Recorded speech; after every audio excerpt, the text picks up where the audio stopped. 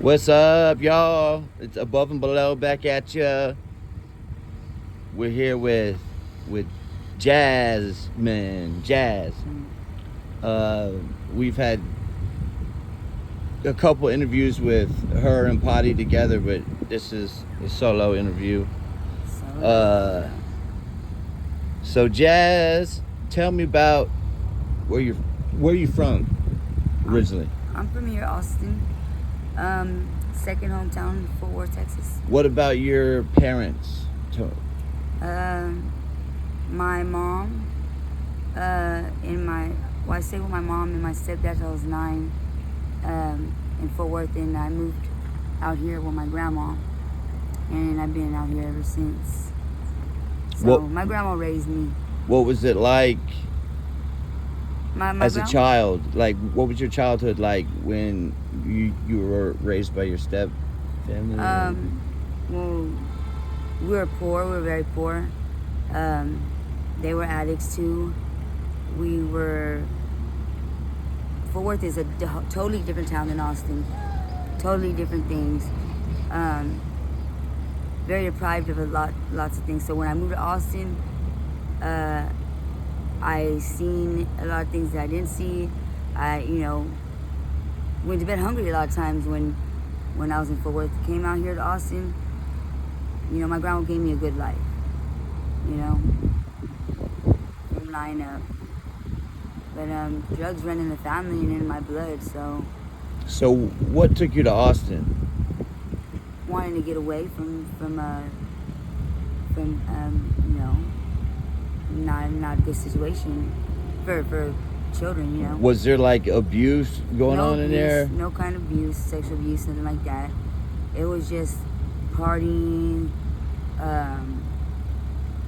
way just poor.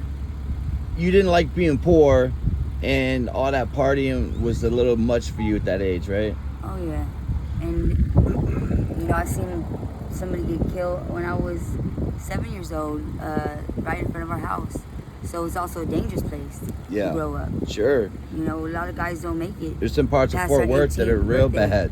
Yeah, I grew up in the north side before, and a lot of people don't, men, they don't make it past 18 out there. I was in Fort Worth for like 7 months, and I would go to Camp Bowie to score over, and that was rough over there. It was not like Austin. No, it's very segregated down there. Yeah. It's not like Austin. We all intermingle. It's racial. Yeah, I mean, it was all segregated. African American when I went down there. We Everybody don't intermingle. Everybody flying a red flag, red shoes. It was everywhere. It was, yeah. I was like, damn, and I'm white, so it was like, so I actually walked up to a dude. I'm like, hey, I'm trying to score, and he was like, look, if a cop drives by and sees me talking to a white boy, he's gonna know exactly what's up. So he was like, he just told me to go to that house like 3 blocks down and score. So well, you got lucky. Yeah. Because normally they'd beat you up. No shit. I was ready. I'm ready. But so I mean, I guess I think it was just my confidence. You know what I'm saying? That it is. That Awesome swag though. Yeah. Because I went back, and we have a little swag to us, and we can kind of like get our way in there. Yeah. Like, I've been to all the hoods or most of the hoods in Southern Cali and a lot of different states. So I was like, this ain't no different. Yeah. I lived in Sacramento. Yeah, I lived in Sac for like 6 months. Huh? William Lane Park. I think it was Rosewood Street or something. But so Jazz, what started your addiction? Like, give me your journey through addiction. What age did it start? And I was actually born addicted to heroin, so that's my start. So your mom was on heroin. Yes, and my dad when I was born. So you went through withdrawals as a kid. Yes. That's why,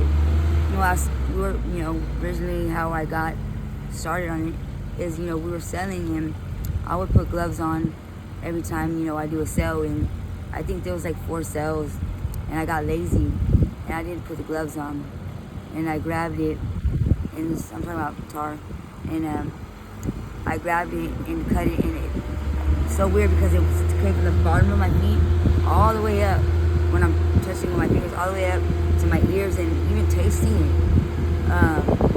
And that was the beginning right there.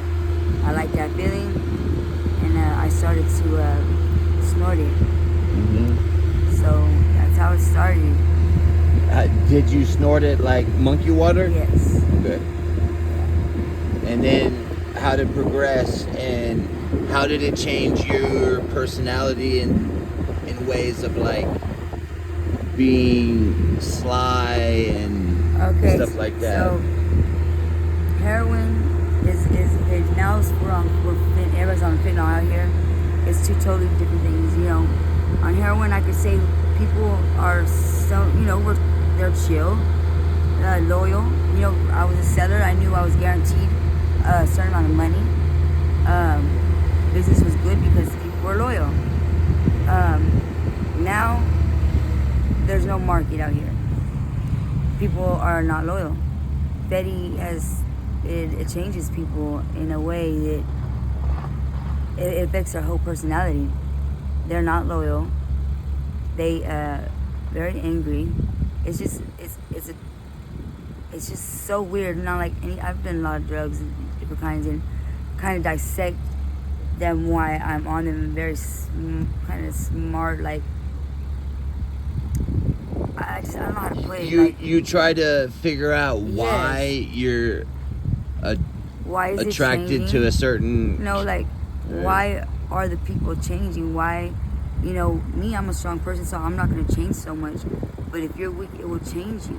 Well, I feel like as you get deeper and deeper into your addiction, I mean, you just get worse. You know, you start doing. Like, look, I did heroin for fucking 6 years, and I've only been on fentanyl for 1 year, and it did not do really any damage. Only when I didn't have it.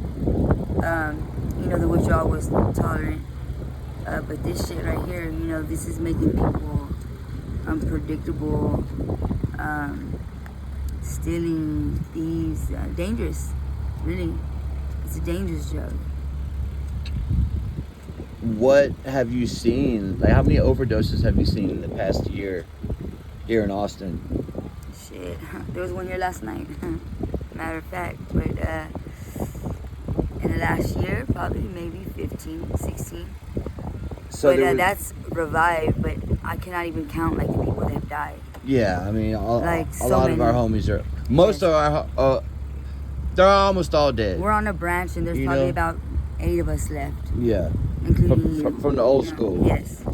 So there was an overdose last night. Walk me through it. So it was an overdose reversal. You guys. Yes. So okay. So, what was it like? I was coming back with my friend, and I wasn't here when I walked in there. He was actually already out, and people were not doing anything, and we could not find Narcan. I was running everywhere. I did CPR. I threw water. I tried to do his chest, and then we finally found the bottle. How long did it take? We called the ambulance, but he was out for a good 5 minutes, where he was like completely gone. Completely gone. Probably one of the worst ones that I've seen in a long time. Because of not having Narcan. Did you think he was dead? Like that he wasn't going to make it? I thought he was going to die. Yes, I did. But we called the ambulance, and they got here. Right when they got here, he actually started breathing. But without the paramedics? Without paramedics, yes. Because he was already Narcan? Narcan and also CPR. Yeah. Risk of breathing, yeah. Mm-hmm. Well, I'm glad he made it. Yeah. Did any police show up, or was it just the ambulance? It's good that the police don't come, because that's why people die, is because the police people are scared. Exactly. That they leave the person dead there. Absolutely. And that's something I think they should intervene in something like that. That's what they need to just we're trying to do is not. That's why people are dying. Because people would get charged for murder for selling them Fetty or something. They need and to make an OD. open announcement or something, because that's why people are dying. Yeah. Yo, Everybody we've been had fled. talking about Everybody that. fled. If I didn't walk in here, that guy would have been dead. Mm-hmm. Yes, that's absolutely There was a nobody in big there deal. but me, him, and Making one them other person. accountable on something that it's a choice. To do drugs, it's a choice. Yeah. You know, nobody puts a gun. When I got out of rehab, they didn't come looking for me. The dealers didn't come looking for me. I go looking for them. Yeah. And the people got to know that, the Right. truth. Right. And everybody isn't a thief. My story is different. I grew up with morals and values. My mom was very strict. Mm-hmm. We were just talking about that too. You know, I'm young, but I grew up with, you know, I have the values. We were talking about values. People don't have that today at all. And the At ones all. that didn't The whole have game- it, the whole it game gets has bad. changed. Worse. Mhm. Become worse. The whole game has changed. So I heard, well, Selfish. this is what I hear, Yes. is when somebody overdoses, if you call 911 and you say, listen, this person isn't breathing, and you don't say that it's a drug overdose, that usually it'll just be the paramedics that come. Like, you know, if you say it's an OD, the police show up. I don't know what was said, but Right. the police didn't show up, which is good, because you know what? Too many times they've showed up on some fucked up shit, you know, and that's why people die, Yeah. you know? And I've been in that situation where I'm the last man standing there with the person, finally getting them back, and then the police giving me a hard time. You know, I've just saved somebody, and not only that, I'm gonna be traumatized from that, because the person literally dies in ours. I've seen so many of them that when we pass, we have a mass, because when you see when like the body shrinks in like immediately, Mm-hmm. and when you bring somebody back, you see them come back out. Yeah. It's very crazy. So it's also traumatic. Absolutely and then it having the is. police on your back, and you know, yeah, it's it's, traumatizing. Yeah. So how do you feel about your addiction? Is it something that you're okay with, or is it something that you want to change? oh, I'm not okay with it at all. So want to change it. So trying to change it, actually, changing it. I'm actually, you know, I mean, do what I do, but I don't let it get to me the way it gets a lot of people. Like A lot of you don't people- beat yourself up like it's bad. Is that what you're saying, or what? I'm not gonna let it take me places that I don't want to go. Okay. It's not gonna take me there. That's But it's taking a lot of these people places that you wouldn't even, men selling themselves, Mm-hmm. that you never would even think that they would do that. Oh, yeah. You know, it's taking them there. Yeah, absolutely. It's taking people to very bad places. The fentanyl. Oh yeah. Yeah. I mean, I've never seen that. Even with heroin, you know, No, but not so much. fentanyl is just It's a totally different animal. It's a different beast. Yes, it is. Yeah. You can see it. Yeah. The difference of the drug. Kicking Yes. fentanyl was definitely worse than H for me. Oh yeah. Somebody told me that it was the same when No. But it was a bitch. It stays in your system for like 3-4 days, up to a week before the washout period is over, so you can start taking subs. Like with heroin, it was like Yeah. 12 to 24 hours. Rapid. You could pop a sub. Rapid. Yeah. And I take methadone, Mm-hmm. and I believe the that's the methadone, difference, right? It of doesn't the help it for the pharmaceutical. fentanyl. It does That's not. the difference of the pharmaceutical drugs. That Yeah. pharmaceutical drugs take longer to come out of your system. Like the heroin comes out fast. I don't know. I'm not quite sure. There's just something about that fentanyl. It's just so damn strong. It stays in your fat cells. Yes. Continue, Jazz. What was I saying? Anybody remember what I was saying? You're Talking about- talking about the fentanyl and how it has changed, like changes people, It's changing people. like a lot worse than H. Yeah, a lot worse. Almost like it's a man-made, like, destruction, you know. I mean, I'm Chaos pretty and- sure it was something It's very weird. created to wipe us out. Yes, it does feel like that, Mm-hmm. I mean, you know. yeah. I mean, Like a genocide on the cool. fentanyl is for people who are, you know, terminally ill with cancer and things like that. But now this Fetty shit, you know, that's being manufactured by the cartels and China and all, And, you know, I'm all on that. 100 milligrams of methadone, and it does not help. Methadone Right. will not help you for fentanyl. You- I'ma and tell you, unless you're on some crazy I high go- dose. I go, well, yeah, they're not going to take me there. Right. I'm at 100. I go dose. I'm still sick from my fentanyl. I gotta have it. You know, in the How- morning. So when I was on methadone, I would stay on 70, so I wouldn't get real sick, and I could still feel my dope. And I could go like a day or two without dope, easy. Yeah. But what's it like for you now that you're on the Fetty, and how fast do you get sick, even on the methadone? Well, see, I'm not getting sick on the methadone. I can tell the difference. Like, I take my methadone every day, so I know that I'm not sick from my methadone. And the Fetty is like the crack of downers almost. It's a quick high, and it goes right away. And so it's not like heroin where you got a 5 to 6 hour, 7, 8 hour window. Yeah. Where you know you're gonna be good. You're gonna be all right. Mm-hmm. This shit right here, no. You're gonna need to smoke or however you do your drug at least every on the hour, Yeah. and that's real shit. Mm-hmm. Or you will be feeling shitty.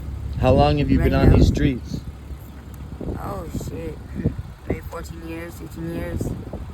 And I bet you've seen a lot of crazy shit. Oh yeah. I know. I've been from. We are. What is it? Second right here, Third Street. From 2nd to 7th, I've probably been in every major camp area, you know, and seen so much. I've known you for like 8 or 9 years, and Oh yeah. yeah, I mean, I remember, and I can see how things have progressed. You know what I'm And saying? you've seen how things have declined. Yes. You know, Yeah, that's a because better I was word. I can doing see how it, things have declined. declined. Yeah. because it's not doing good no more. You Mhm. know. Yeah. Yeah. Do you think there will ever be a day that you take another pathway or take another step besides just like your own will, like as far as trying to manage your addiction or get clean from it? I'm actually trying, you know, really hard. I've my smoking intake. I've drastically went down on that within the last 2 weeks. It's just not for me no more. Well, It's you know I'm tired of the streets, you know, and I did have a hotel and I got, you know, kicked out of that, and that ain't gonna stop me. You know, I can still do my thing and talk to you know, my caseworker and get somewhere, but I'm not gonna let that get to me and keep me out here using drugs. You know, I'm gonna keep on fighting. yeah, hey, as long as you don't quit, you never fail. You know what I'm saying? Mm-hmm. Yeah, when you quit, that's when you fail. Because No right matter now how it'd many be times so you easy fall. for me to just fall in and be like, oh, I lost my hotel, so yeah, I'm just gonna fucking just fall deep in. You know, nah. I think actually I needed that kind of, you know, because it's gonna kick me in the right direction towards my family. You know, and I think that's what I need right now. Well, thank you so much for your time, Miss Jasmine, and it's always a pleasure. Maybe in 3-4 months we'll do a follow-up interview, if you're cool with that. Yeah. All right. Above and below, out here at the dam, they swept it. They cleaned it out. There's probably over 50 people living here, and they cleared it out, and now it's just a few people down there. But Austin, Texas, 78702. We out above and below ATX.